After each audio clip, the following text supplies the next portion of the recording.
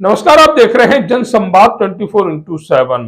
उत्तर प्रदेश में कल्याण सिंह की सरकार थी, केंद्र में कांग्रेस की सरकार थी। हम बात कर रहे हैं जब राम मंदिर पर या कहें गुंबद पर कार सेवकों ने चढ़ाई की। जिस समय कार सेवक चढ़ाई कर रहे थे, दिल्ली से एक आदेश आता है कि राम भक्तों को रोको, उन पर गोलियां चलाओ। कल्याण सिंह उत्तर प्रदेश के मुख्यमंत्री थे। उन्होंने कहा सरकार कुर्बान होती है तो हो जाए, पर मैं कार सेवकों पर, राम भक्तों पर गोलियां नहीं चलाऊंगा। और वही हुआ। उत्तर प्रदेश के मुख्यमंत्री कल्याण सिंह ने, जो अब इस दुनिया में नहीं है, उन्होंने कार सेवकों पर गोलियां नहीं चलाई। 21 मार्च 2025 को ऐसा ही एक बयान और आया। उत्तर प्रदेश के मुख्यमंत्री योगी आदित्यनाथ जी हैं। उन्होंने कहा राम पर मैं सरकार को भी कुर्बान कर सकता हूं। भावना वही, विचार वही, सिर्फ चेहरे बदले हैं। और आज योगी आदित्यनाथ पर आरोप लगते हैं। उस योगी पर जिसको कोई चाहत नहीं है, जो 4 जोड़ी कपड़े में पूरा साल निकाल सकता है, उस संत पर आरोप लग रहे हैं। उन्हें सरकार चलानी नहीं आती, ऐसे आरोप लग रहे हैं। वही व्यक्ति जिसने स्पष्ट शब्दों में अयोध्या में बोल दिया कि मैं सरकार कुर्बान कर सकता हूं, लेकिन कोई गलत कार्य नहीं करूंगा। ये हम नहीं कह रहे, ये योगी आदित्यनाथ जी खुद कह रहे हैं। चेहरा बदला है, लेकिन विचार कल्याण सिंह जी वाले हैं। जो विचार उन्होंने व्यक्त किए थे राम भक्तों को लेकर, वही आज योगी आदित्यनाथ जी व्यक्त कर रहे हैं। राम लला को लेकर मंदिर भव्य बन चुका है।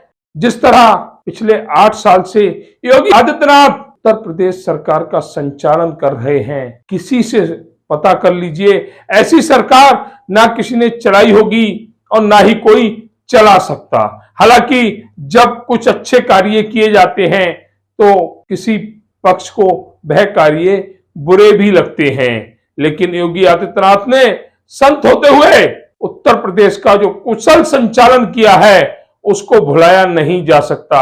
आरोप चाहे कितने भी लग जाएं, लेकिन 8 साल का शासन बेमिसाल रहा है। कहते हैं उत्तर प्रदेश में कोई भी सरकार दोबारा नहीं आई, उसने रिपीट नहीं किया, लेकिन योगी आदित्यनाथ के अच्छे संचालन की वजह से उत्तर प्रदेश में दोबारा भाजपा की सरकार बनी। जिस तरह से लगातार कुशल नेतृत्व देते हुए योगी आदित्यनाथ एक अच्छा संचालन कर रहे हैं, उसके बावजूद भी अयोध्या में उनका बयान सोचने को मजबूर कर रहा है कि आखिर योगी आदित्यनाथ जी के लिए वह कौन सी पीड़ा है जिसके चलते उन्होंने एक ऐसा बयान दिया जिससे उत्तर प्रदेश की राजनीति में भूचाल आ सकता है। आखिर ऐसी कौन सी टीस थी योगी आदित्यनाथ जी के मन में जिसको उन्होंने अयोध्या में अपने बयान में उजागर किया। यद्यपि मेरी 3 पीढ़ियां श्री राम जन्मभूमि आंदोलन के लिए समर्पित थी, मुझे कोई समस्या नहीं थी, लेकिन शासकीय व्यवस्था जिस नौकरशाही से जकड़ी होती है, उस नौकरशाही में एक बड़ा वर्ग ऐसा था जो कहता था कि मुख्यमंत्री के रूप में अयोध्या जाने से विवाद खड़ा होगा।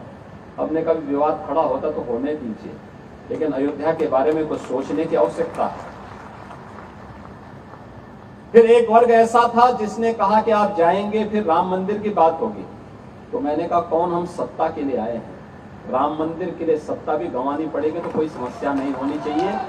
और हम लोग उस समय फिर इस कार्यक्रम के साथ जुड़े। मैंने से 19 अवस्थी से कहा, मैंने कहा एक बार चुपचाप जाकर के देखो दीपोत्सव का कार्यक्रम कैसे हो सकता है। और वे यहाँ आए, उन्होंने यहाँ सर्वे किया, उन्होंने कहा दीपोत्सव का आयोजन होना चाहिए। मैंने कहा मैं जाऊंगा, दीपोत्सव करते करते बीच में फिर राम मंदिर की बात उठेगी तो इसको क्या करेंगे। उन्होंने कहा नहीं, कार्यक्रम हो इसके बारे में हम सबसे बात करते हैं और सबका सकारात्मक भाव हो। और आज आप देख रहे होंगे दीपावली के एक दिन पहले अयोध्या का दीपोत्सव अयोध्या का एक फेस्टिवल बन गया, एक पर्व बन गया है। लाखों की संख्या में श्रद्धालु आते हैं और मैं मानता हूं यह शुरुआत थी अयोध्या में राम जन्मभूमि बनने की शुरुआत थी, राम जन्मभूमि की आधारशिला रखने की एक शुरुआत थी। अभी मैं जन्मभूमि दर्शन करके आ रहा हूं। मैं गत वर्ष अयोध्या में आए हुए श्रद्धालुओं की संख्या को देख रहा था और मैंने 2015-16 में भी कितने श्रद्धालु यहां आए, 16-17 में कितने आए, वो आंकड़ों को भी देख रहा था। एक समय था जब पूरे वर्ष भर में केवल 2,34,000 श्रद्धालु यहां पर आए थे 16-17 में, और मैं गत वर्ष के आंकड़े देख रहा था।